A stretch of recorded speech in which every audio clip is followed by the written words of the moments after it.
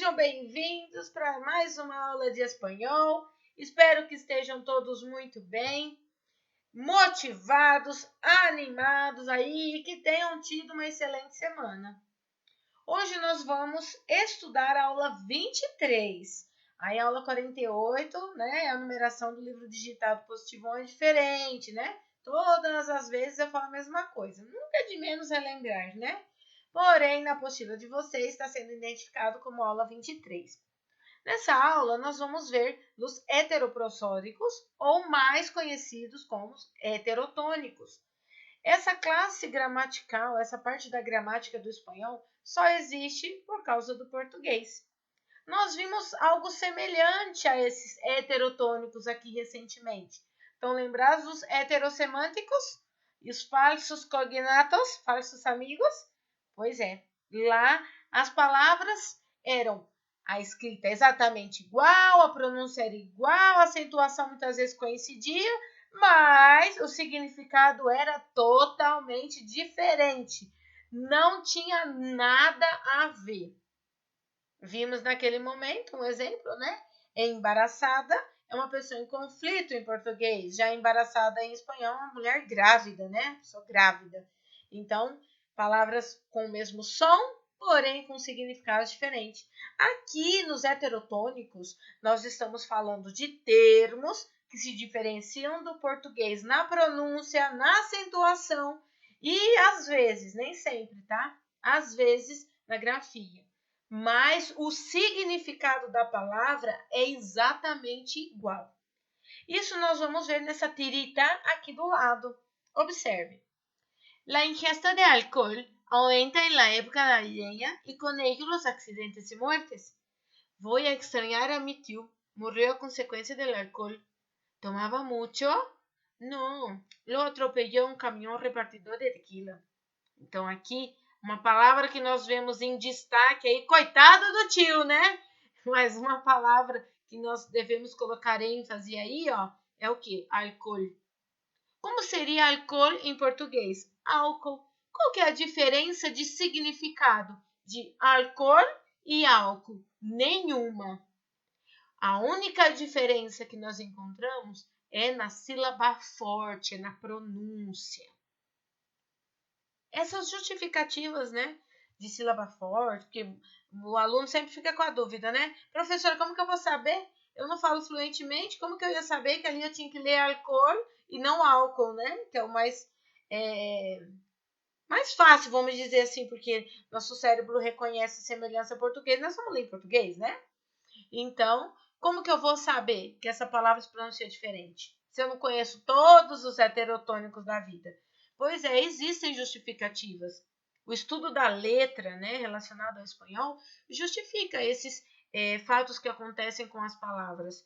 O estudo da letra identifica questões ortográficas de pronúncia com base, né, na Real Academia aí da Língua Espanhola e sim explica isso tudo. Porém, no curso de vocês não estão aqui para estudar a letra, mas estudar a gramática, o entendimento, reconhecer, associar, que são as características que nós trabalhamos aí, por incrível que pareça, atendendo às competências do Enem.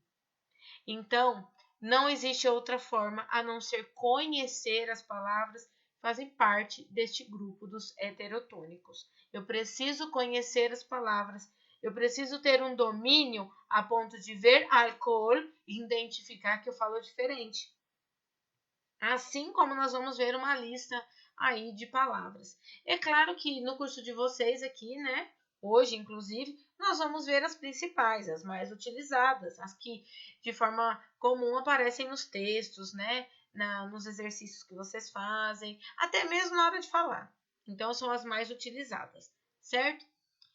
Aqui abaixo, vocês vão ver essa lista. Vocês têm a coluna do espanhol, depois a coluna do português, porém a coluna do português está em branco. O que nós vamos perceber aqui? Aqui nós vamos ler as palavras em espanhol e nós vamos perceber que a sílaba tônica é diferente. Em espanhol eu digo academia, em português eu digo academia. Em espanhol, eu digo alergia, e em português eu digo alergia, e assim por diante. Eu preparei um material para vocês, né, uma relação que eu vou mostrar aqui, olha, com essa mesma relação. Muitas das palavras que estão aí na apostila estão aqui também nesse quadro que eu montei para vocês.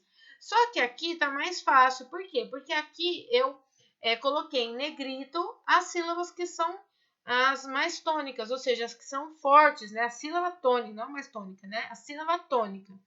Então fica mais fácil a leitura e fica mais fácil também na hora de vocês reconhecerem. Então aqui, como que eu falo em espanhol? Porque em português vocês já sabem. Então vocês podem ir pensando enquanto eu digo em espanhol, certinho? Então vamos lá?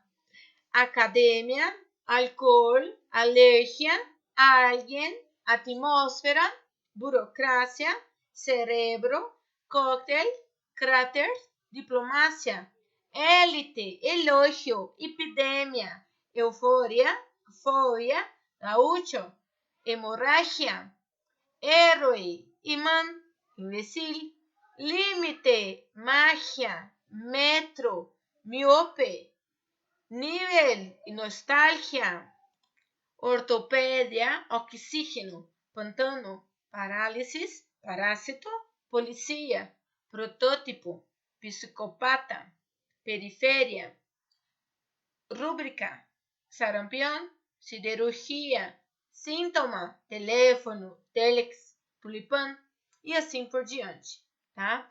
Então, se vocês observarem aqui, não são muitas as palavras que a diferença está no acento, algumas sim, né?